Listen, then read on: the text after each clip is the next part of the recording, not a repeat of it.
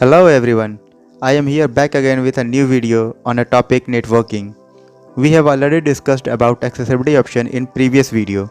So without spending much time, let's start the session.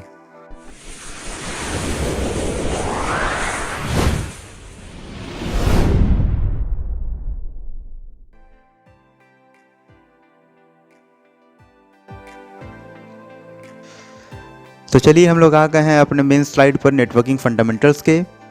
यहाँ पर हम लोग जानेंगे नेटवर्क होता क्या है। तो नेटवर्क जब भी हम लोग टर्म कॉइन करते हैं तो यहाँ पर हम लोग देखते हैं कि डेटा का एक्सचेंज हो रहा है या नहीं हो रहा है और कनेक्टिविटी है या नहीं है। अगर जहाँ पर डेटा का एक्सचेंज होगा, जहाँ पर कनेक्टिविटी होगी, उसे हम लोग नेटवर्क कहेंगे। तो अब डेफिनेशन की बात जहाँ तक आएगी तो हम क्या कर सकते हैं, व्हेन टू और more than two computers are connected each other by communication channel such as cables or satellites for sharing of resources and information is known as computer network। अब यहाँ पे कम्युनिकेशन चैनल क्या है? Communication channel basically एक medium होता है जिसके through data एक प्लेस से दूसरे प्लेस पर ट्रांसमिट होता है। जैसे अगर आप दो लोग आपस में बात कर रहे होते हैं तो एक बोलता है दूसरा सुनता है, या फिर दूसरा बोलता है तो पहला सुनता है। तो इन दोनों के बीच में एक मीडियम जनरेट है, एक मीडियम का काम कर रहा है, वो है एयर। एयर के थ्रू ही वो डेटा एक के दूसरे के पास पहुंच रहा है। ठीक है, तो वही यहाँ पर क्लियर है कि नेटवर्क में एक कम्युनिकेशन चैनल भी होना चाहिए जिसकी वजह से वो कम्युनिकेशन हो सके। तो इस डायग्राम में देखिए यहाँ पे क्या कहता है कि कोई कंप्यूटर ए है जो कंप्यूटर बी को कोई डेटा ट्रांसमिट करना चाहता है। तो यहाँ से ये डेटा मूव करेगा अलग अलग मीडियम से होते हुए, अलग अलग चैनल से होते हुए कंप्यूटर बी तक वो डेटा ट्रांसमिट हो जाएगा। अब नेटवर्क है तो कितने तरह के नेटवर्क होते हैं? तो नेटवर्क में दो आर्किटेक्चर काम आते हैं। दो आर्किटेक्चर ही मेन है। पहला peer to peer. Peer to peer में होता क्या है कि जो कंप्यूटर हैं, यहाँ पर ये जो कंप्यूटर हैं सब इक्वल स्टेटस लिए रहते हैं। मतलब इसमें कोई बड़ा कोई छोटा वाली बात नहीं होती है। आज को ये डेटा किसी दूसरे कंप्यूटर को ट्रांसमिट करेगा तो फिर कल को हो सकता है कि इसे भी किसी डेटा की ज़रूरत पड़ेगी तो वो दूसरे कंप्यूटर से बोरो करेगा। ठीक है, तो यहाँ पे गिव एंड टेक वाली पॉलिसी होती है। इसी को हम लोग peer to peer networking architecture कहते हैं। डेफिनेशन है, networks in which all computers have an equal status are called peer to peer networks. Generally in such a network each terminal has an equally competent CPU. सबका अपना अपना एक competent CPU होता है। दूसरा है क्लाइंट सर्वर। ये बहुत समझना आसान है इस चीज़ को। क्लाइंट सर्वर कंप्यूटिंग में एक मेन कंप्यूटर होता है जिसमें सारे के सारा डेटा और इन्फॉर्मेशन को स्टोर किया जाता है, और इस सर्वर का मेन काम ही होता है कि बाकी के कंप्यूटर को सर्विस प्रोवाइड करना। अब क्योंकि ये सर्विस दे रहा है, प्रोवाइड कर रहा है, इसलिए इसे सर्वर कहा गया, और जो उस सर्विस को अवेल कर रहा है उसे क्लाइंट कहा गया। अब यहीं पर हम आपको डाउनलोडिंग और अपलोडिंग भी समझा देते हैं। जब कोई यूज़र सर्वर से कोई फाइल अपने कंप्यूटर में सेव करता है, अपना कंप्यूटर मतलब होस्ट कंप्यूटर, तो उसे डाउनलोडिंग कहते हैं। और जब कोई यूज़र अपने कंप्यूटर से कोई फाइल रिक्वेस्ट सर्वर को भेजता है तो उसे अपलोडिंग कहते हैं। नेटवर्क आर्किटेक्चर जान लेने के बाद चलिए अब हम लोग क्लासिफिकेशन ऑफ नेटवर्क की बात कर लेते हैं। तो किसी भी नेटवर्क को उसके ज्योग्राफिकल एरिया और स्पीड के बेसिस पर क्लासिफाई किया गया है। तो इसमें मेनली तीन ही नेटवर्क आते हैं जो बहुत पॉपुलर हैं, लैन, मैन और वैन। तो चलिए लैन के बारे में पॉइंट वाइज जान लेते हैं। तो पहला पॉइंट ये है कि लैन कम एरिया को कवर करता है, यूजुअली अप टू 10 किलोमीटर। दूसरा है कि लैन का जो सेटअप है वो हम किसी स्कूल, हॉस्पिटल, बिल्डिंग या ग्रुप ऑफ बिल्डिंग में इसको इस्टेब्लिश कर सकते हैं। और तीसरा जो इसका ट्रांसमिशन डेटा रेट है, ट्रांसमिशन रेट ऑफ डेटा, वो सबसे ज़्यादा होता है, फास्टर होता है मैन और वैन के कंपैरेटिवली। दूसरा है मैन, मेट्रोपॉलिटन एरिया नेटवर्क।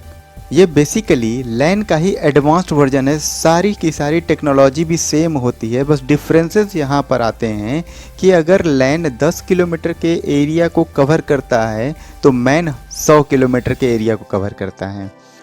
उसी तरह लैन को किसी स्कूल, हॉस्पिटल और बिल्डिंग के अंदर इस्टेब्लिश किया जाता है तो मैन को हम सिटी तक इस्टेब्लिश कर सकते हैं। लैन का स्पीड बहुत ज़्यादा होता है, उसके कंपैरिजन में मैन का स्पीड कम होता है। अब आता है वाइड एरिया नेटवर्क। तो वाइड एरिया नेटवर्क में ज्योग्राफिकली कोई रिस्ट्रिक्शन नहीं है कि 10 किलोमीटर होगा, 100 किलोमीटर होगा, पूरे वर्ल्ड को कवर करता है। और ये कहाँ कहाँ हम लोग इस्टेब्लिश कर सकते हैं, तो स्टेट, कंट्री और अ कंटिनेंट। और इसका जो ट्रांसमिशन रेट है लैन और मैन के कंपैरिजन में स्लो होता है। चलिए तो अब जल्दी से हम इस डायग्राम को देख लेते हैं, समझ लेते हैं लैन, मैन और वैन को एक अच्छे तरीके से। तो ये एक जो सर्किल है इसमें लाइन 1 लिखा हुआ है, तो बहुत सारे कंप्यूटर है जो आपस में कनेक्ट है, किसी स्कूल का हो सकता है या किसी एक बिल्डिंग का हो सकता है। उसी तरह दूसरा लाइन है, किसी स्कूल का ही हो सकता है, ये भी तीसरा लाइन है। तो ये जब सारे लाइन आपस में कनेक्ट हो गए, एक सिटी को कवर कर लिया सारे लाइन को आपस में कनेक्ट करने से, तो ये टर्म क्या बना दिया, मैन बना दिया। अब इसी तरह दूसरा सिटी होगा, तीसरा सिटी होगा, दूसरा स्टेट, फिर कंट्री, सब मिल करके क्या बनाएंगे, या दूसरे कंट्री से कंप्यूटर के लाइन को कनेक्ट कर देंगे, तो इसे हम कहेंगे वैन, वाइड एरिया नेटवर्क। इसी तरह और भी बहुत सारे नेटवर्क हैं। हम आपको बस एक और नेटवर्क के बारे में बता देते हैं, पैन, पर्सनल एरिया नेटवर्क। आप अपने घर में देखे होंगे कि बहुत सारे ब्लूटूथ डिवाइस होते हैं, प्रिंटर होता है, मोबाइल होता है। एक मोबाइल को दूसरे मोबाइल से कनेक्ट करना होता है, या अपने मोबाइल को टीवी से कनेक्ट करना होता है, या फिर जब हम कोई डेटा जैसे फ़ोटो या सॉन्ग दूसरे मोबाइल में सेंड करना चाहते हैं तो यह शेयर इट जेंडर या किसी दूसरे ऐप की मदद से कर लेते हैं। लेकिन डेटा ट्रांसमिट होने से पहले ये दोनों मोबाइल आपस में कनेक्ट होते हैं, या यूं कहें कि नेटवर्क इस्टेब्लिश करते हैं, जिसका कनेक्टिविटी रेंज बहुत कम होता है, यूजुअली अप टू 100 मीटर्स, और इसी नेटवर्क को पैन कहते हैं।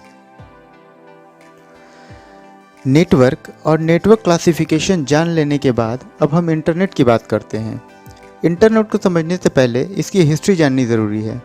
दरअसल इंटरनेट की बुनियाद 1967 में ही पड़ गई थी, जब यूएस डिपार्टमेंट ऑफ डिफेंस की agency advanced research project agency ने वहां की कुछ यूनिवर्सिटीज़ और डिफेंस कॉन्ट्रैक्टर्स के कंप्यूटर को आपस में कनेक्ट करने की शुरुआत की थी, जिसका नाम ARPANET रखा गया था।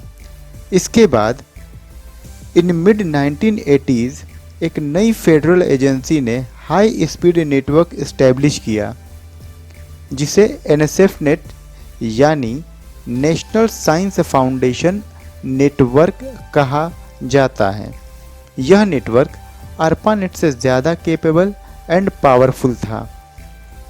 इसी दौरान ARPANET और NSF-NET के अलावा दूसरे बहुत से नेटवर्क इमर्ज्ड हो चुके थे। जब 1990 में ARPANET, NSF-NET और कुछ दूसरे प्राइवेट नेटवर्क्स आपस में इंटरकनेक्ट हो गए तो इसे इंटरनेट का नाम दिया गया। इसी बेसिस पर हम इंटरनेट को कुछ इस तरह डिफाइन कर सकते हैं कि internet is a computer based world wide communications network which is composed of large number of smaller interconnected networks। आगे बढ़ते हैं और इंटरनेट कनेक्टिविटी को जल्दी से देख लेते हैं। पहला है डायल अप, जो कि टेलीफोन लाइन के थ्रू इंटरनेट की फैसिलिटी प्रोवाइड कराई जाती है। इसका स्पीड बहुत ही कम होता है, यूजुअली 2400 बिट पर सेकेंड से 56 किलो बिट पर सेकेंड। आज के टाइम में डायल अप कनेक्शन यूज़ नहीं होता है। दूसरा है DSL, डिजिटल सब्सक्राइबर लाइन। यह भी टेलीफोन लाइन के थ्रू ही इंटरनेट की सर्विस प्रोवाइड करता है, लेकिन at a very high speed typically around 384 kilobit per second. Next है WiMAX।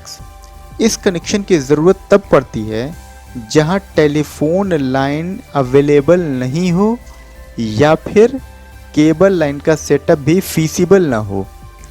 WiMAX एक वायरलेस कनेक्शन होता है जो कि 5 से 15 किलोमीटर रेंज को कवर करता है और हाई स्पीड के साथ वॉइस और डेटा ट्रांसफ़र करता है। फिर आता है वाईफाई, जो कि आजकल बहुत पॉपुलर है। It stands for wireless Fidelity. It is also a wireless technology which enable connection between two or more devices wirelessly for data sharing purpose. Internet service provider ISP एक कंपनी है जो कि internet को access करने की facility provide करती है। Company like Airtel, Vodafone, जियो, idea, BSNL, MTNL इसके लिए कुछ पैसे भी चार्ज करती हैं और सभी कंपनी के अलग अलग इंटरनेट या डेटा प्लान होते हैं। World wide web. Many people think that the internet and the world wide web are the same thing, which is not true. Rather, they are closely linked. They are very different systems. The internet is a huge network of computers, all connected together.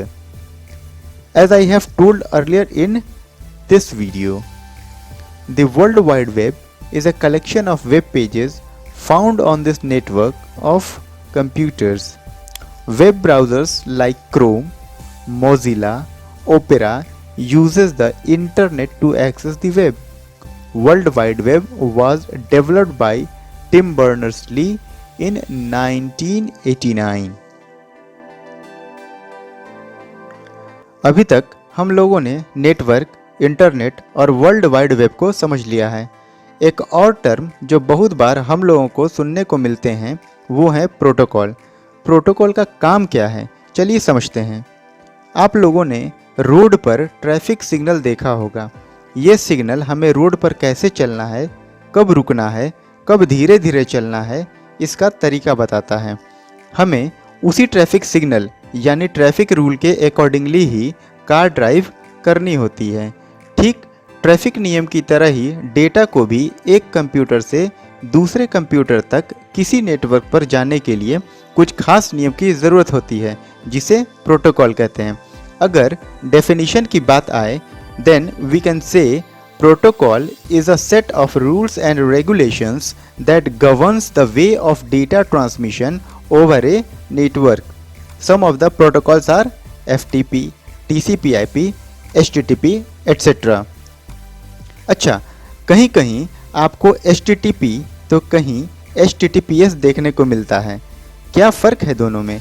दोनों ही protocol हैं और data transfer के लिए use किए जाते हैं। अगर हम कोई डेटा किसी नेटवर्क पर कंप्यूटर A से कंप्यूटर B पर भेजते हैं तो उसी नेटवर्क पर कोई और कंप्यूटर XYZ कोई भी हो सकता है उस डेटा को चोरी या हैक कर सकता है, क्योंकि HTTP में इस तरह का कोई सिक्योरिटी फीचर नहीं होता है, जबकि HTTPS में SSL यानी सिक्योर सॉकेट लेयर के साथ काम करता है और आपके डेटा को नेटवर्क पर सिक्योर करता है ड्यूरिंग द ट्रांसमिशन। HTTPS दरअसल HTTP का ही एक एडवांस्ड वर्जन है। इसीलिए किसी तरह का सेंसिटिव डाटा जब भी ट्रांसमिट करना हो तो पहले HTTP में एक्स्ट्रा S लगा है या नहीं ज़रूर चेक करना चाहिए। अगर नहीं लगा है तो उस वेबसाइट पर कोई भी सेंसिटिव डाटा जैसे ATM card, credit card, online banking credentials, pan details etcetera share नहीं करने चाहिए। चलिए अब हम आ गए हैं अपने आज के आखिरी सेगमेंट में, जिसमें हम एक ही स्लाइड पर modem, TCP/IP, data transmission via telephone line, packet switching method और IP एड्रेस के बारे में जानेंगे। शुरू करते हैं। अब हम लेफ़्ट साइड वाले कंप्यूटर से कोई डेटा या फाइल राइट साइड वाले कंप्यूटर में सेंड करने के बीच होने वाले प्रोसेस को समझेंगे। हम जो फाइल अपने डिजिटल कंप्यूटर पर तैयार करते हैं, चाहे वो इमेज हो, वॉइस हो या फिर MS वर्ड पर बनाया हुआ कोई फाइल ही क्यों ना हो, वो सब डिजिटल ही होता है। जबकि हमारा जो टेलीफोन सर्विस है वो एनालॉग सिग्नल पर काम करता है।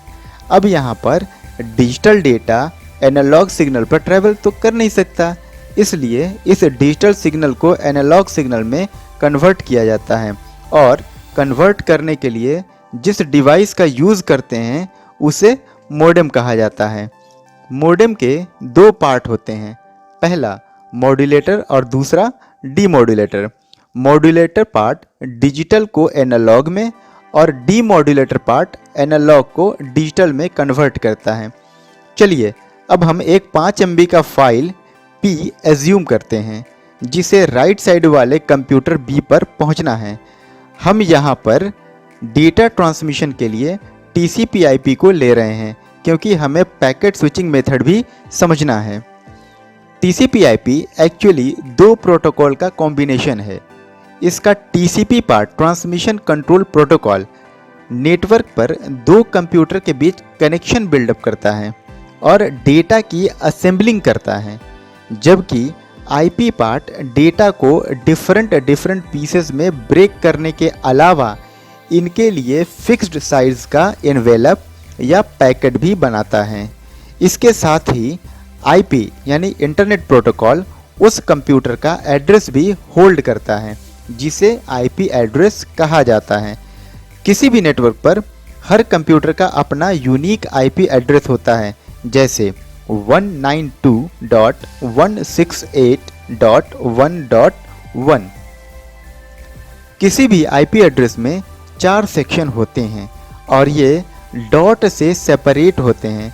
हर सेक्शन में जो नंबर होते हैं उनका रेंज 0 से 255 तक होता है। तो सबसे पहले ये IP 5 MB के डेटा P को अलग अलग पीस में ब्रेक करता है और मान लेते हैं 1 MB का डेटा पैकेट बनाता है।